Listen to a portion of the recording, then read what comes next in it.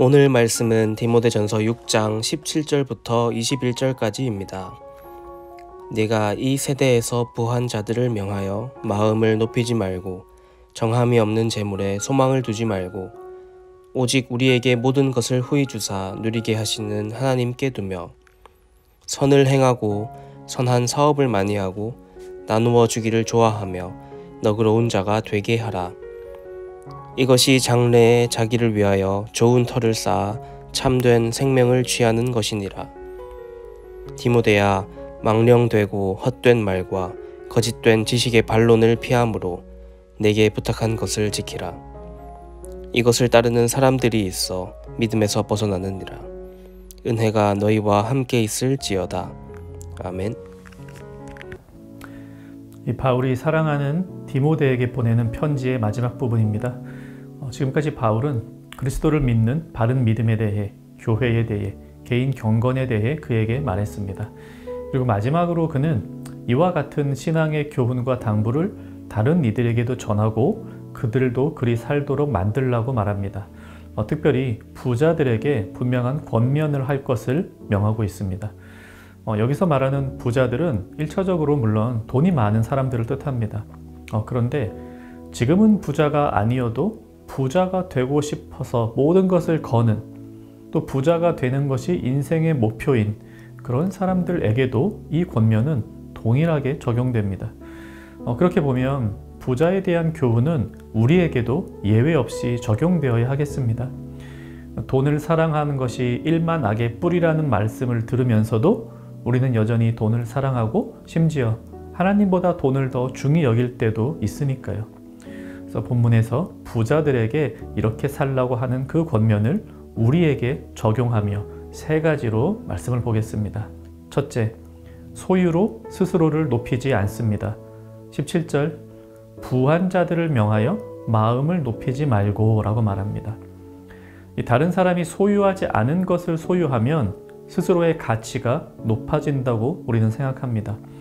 남들이 못 가진 차, 남들이 못 입는 옷, 남들이 못 가는 여행, 남들이 못 해보는 경험들, 그런 것이 자신의 가치를 높인다고 생각하니 부자들은 스스로를 높이는 것이 당연하게 보이죠. 그런데 보다 중요한 것은 내가 무엇을 가졌느냐가 아니라 내가 어떤 사람인가 하는 것이 아닐까요? 소유가 나를 정의하는 것이 아니라 내가 어떤 사람이냐에 따라 내가 소유하고 있는 물건과 경험, 재물의 가치가 달리 매겨집니다. 같은 10만 원을 자신 위해서 비싼 한 끼 밥을 사 먹으면 그것으로 끝입니다. 자신에게만 만족을 주죠. 하지만 평범한 식사를 하기 좀 어려운 이들 20명이 그 돈으로 맛있는 식사를 함께 하면 사용된 10만 원의 가치는 훨씬 더 올라갈 것입니다. 그래서 무엇을 가졌느냐로 스스로를 높이려 하지 말고 내가 가진 것의 가치를 높이는 그런 삶을 살아야겠습니다. 둘째로 하나님께 소망을 둡니다. 17절 중간부터 세번역 성경으로 읽어드리겠습니다. 이 덧없는 재물에 소망을 두지도 말고 오직 우리에게 모든 것을 풍성히 주셔서 즐기게 하시는 하나님께 소망을 두라고 하십시오. 재물이 왜 덧없을까요? 또 하나님께 소망을 둔다는 말의 의미는 무엇일까요? 이 소망이라는 것은 궁극적으로 바라는 것입니다. 내일 맛있는 거 사 먹고 이러기 위해서 오늘 돈을 벌고 좀 아껴둔다, 그럴 수 있죠. 또 1년 뒤에 차를 사기 위해서, 5년 뒤에 집을 사기 위해, 10년 뒤에 자녀들을 위해 돈에 소망을 두고 살아갈 수도 있겠습니다. 근데 언제까지 그렇게 살 수 있을까요? 50년 뒤?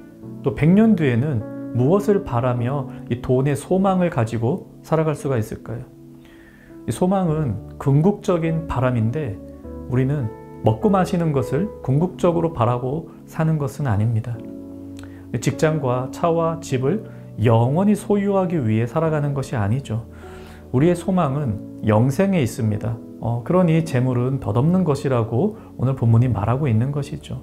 하나님께만 소망을 두는 이유, 그것은 찰나적으로 왔다가 다시금 가는 그것에 우리의 소망을 둘 수 없고 우리가 추구하는, 우리가 궁극적으로 바라는 영생, 그것을 주시는 하나님께만 우리의 소망을 두어야 하기 때문입니다. 셋째로 구제를 합니다. 18절, 선을 행하고 선한 사업을 많이 하고 나누어 주기를 좋아하며 너그러운 자가 되게 하라. 모든 부자가 다 그런 건 아니었겠지만 이 바울 당시에 교회 내의 부한 자들은 자신들의 부는 오직 자신들의 실력과 노력으로 얻어진 결과라고 생각했습니다. 그러다 보니 자신들의 부를 가지고 남을 돕고 하나님 나라의 일을 행하는데 앞장서지 않았던 사람들이 많았죠. 구약 성경에서부터 하나님은 가난한 자들을 위한 나눔의 실천을 강조하셨습니다. 성경 전체에 흐르는 사상입니다. 왜 내 돈 가지고 남을 도와야 합니까? 내가 노력해서 번 돈인데 왜냐하면 그것이 선이기 때문입니다. 모두가 함께 살아가는 세상에서 왜 어떤 이는 더 많은 돈을 벌고 어떤 이는 적은 돈만을 벌며 살아갈까요? 물론 자신의 게으름이나 악한 성품도 작용할 수 있습니다. 하지만 모두에게 공평하게 주어지지 않는 교육의 기회, 사람들이 달리 가지고 있는 지능지수, 부모의 도움, 운 이런 것들을 생각하면 내가 쌓아놓은 성공과 재물을 반드시 나에게만 돌리는 것이 공정한 일일까 생각을 해봐야겠습니다. 성경은 부자들의 노력이나 소유가 악하다고 하지 않습니다. 다만 자신의 것을 자신을 위해서만 사용하며 가난한 자들을 돌아보지 않는 일은 악하다고 합니다. 그럼 얼마나 부자가 되어야 남을 위해 구제하며 살아갈까? 그런 기준은 없습니다. 하지만 거의 대부분의 사람들이 선한 사업, 남을 돕는 일에 참여할 수 있습니다. 부자들에게 하시는 이 말씀을 우리에게 주시는 말씀으로 받아 함께 잘 살아가는 그런 세상을 만들어갈 수 있으면 좋겠습니다. 말씀 생각하며 기도합시다. 내가 소유한 것을 자랑하지 않고 하나님을 자랑하며 하나님께만 소망을 두게 하옵소서. 또 어려운 이웃을 생각하며 그들을 돕는 선한 일을 늘 하게 하옵소서. 오늘 하루도 더불어 살아가는 세상을 만들어가는 청년가족 되시기를 바랍니다.